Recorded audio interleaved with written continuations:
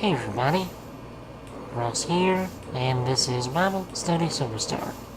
If this is your first time on this channel, click the first link down in the description to go back to the intro, or if you'd like to see just what's been going on recently, click the second link down in the description to go back to Exodus 33. Now without further ado, I'm just going to jump right on into Exodus 34, verse 1. And the Lord said to Moses, Cut 2 tablets of stone like the first ones, and I will write on these tablets the words that were on the first tablets which you broke. So be ready in the morning, and come up in the morning to Mount Sinai, and present yourself to me there on the top of the mountain. And no man shall come up with you, and let no man be seen throughout all the mountain. Let neither flocks nor herds feed before that mountain. So he cut 2 tablets of stone, like the first ones. Then Moses rose early in the morning, and went up to Mount Sinai, as the Lord had commanded him. And he took in his hand the 2 tablets of stone. Now the Lord descended in the cloud, and stood within there, and proclaimed the name of the Lord.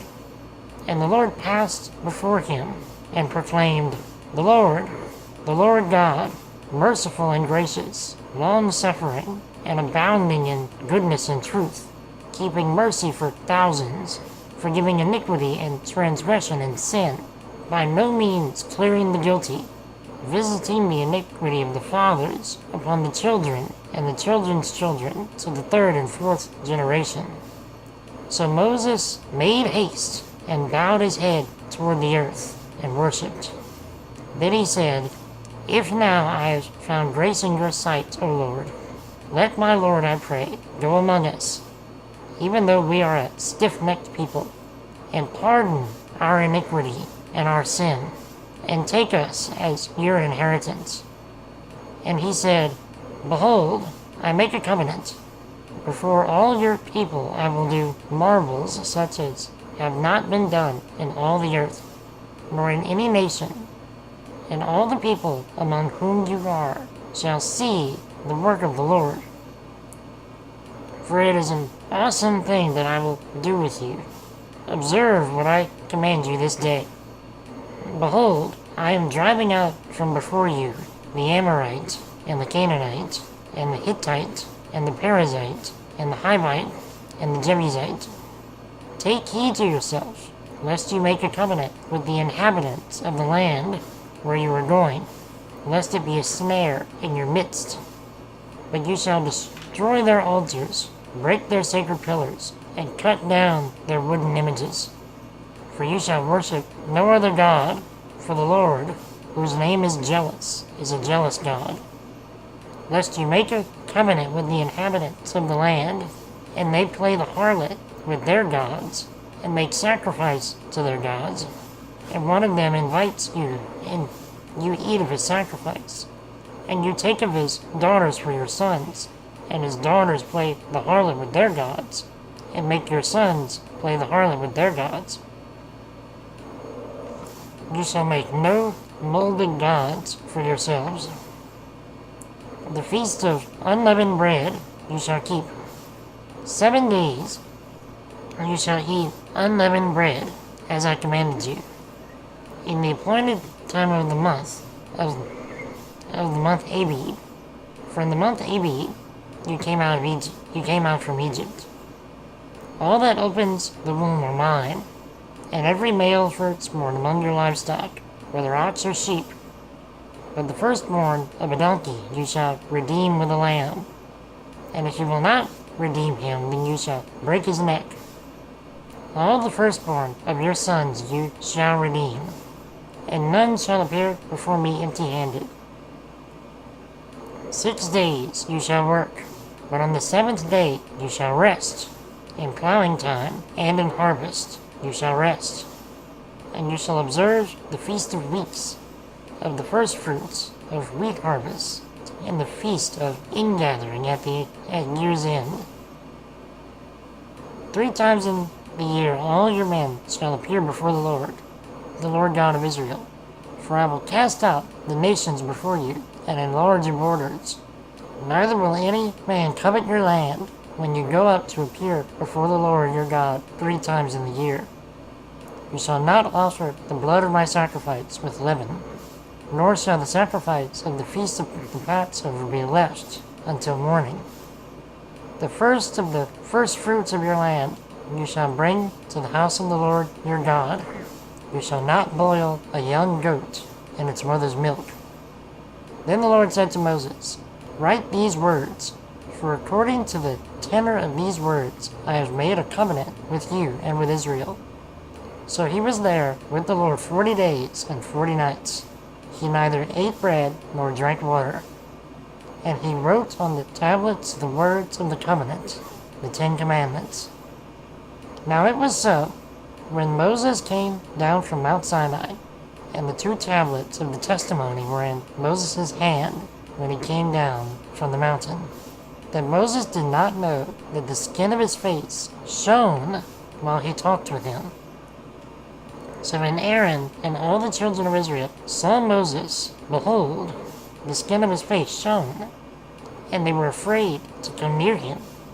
Then Moses called to them, and Aaron and all the rulers of the congregation returned to him, and Moses talked with them.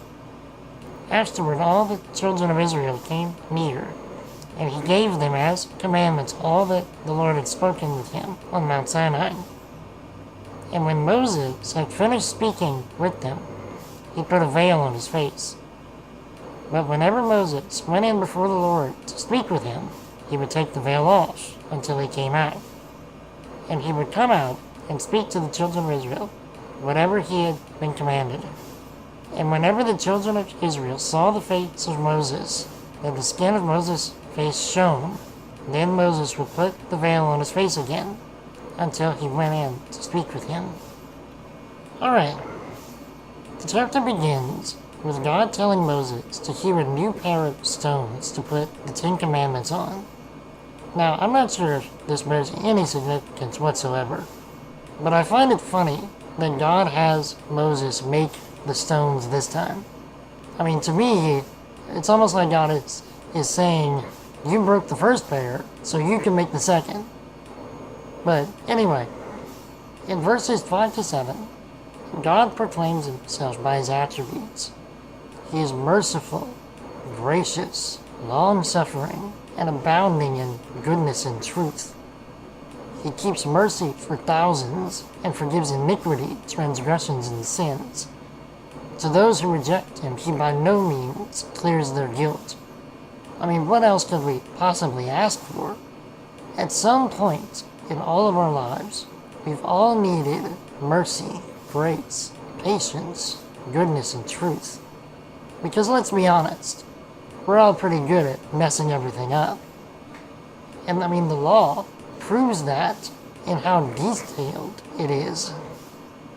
God even had to tell us how to treat our slaves and our animals and how to eat right, because he knew how wrong we would get it. I don't know about you, but I'm glad that God cares enough to be so detailed, and that hardly even scratches the surface of his real love for us. Now, in verses 10 to 28, God gives Moses the law again, but in a more condensed form. He also warns Israel a second time against allying themselves with the people of Canaan and against idolatry. As I'm sure you figured out by now, though, Israel rarely heeds God's warnings. And finally, the chapter ends with Moses' shining face as he comes down from the mountain. This is awesome.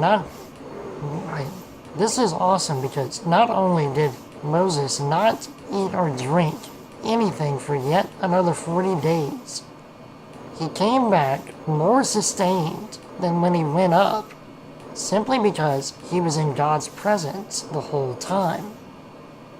At some point in many of our lives, we have come in contact with bright people like this, the people that are just, you can just look at them and see the brightness within them.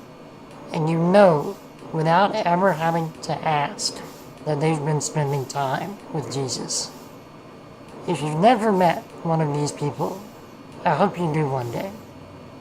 Better yet, spend some real time with Jesus yourself and become one yourself. But anyway, that's all I have for today. Thanks for watching. If you have any comments, feedback, or suggestions, leave them down below in the comments. And may God make you as Ephraim and Manasseh, to be fruitful where you are, and to forget the pain of your past. Thanks again for watching, and I will see you all soon in another collected chapter video. So, from Exodus 35 to 39.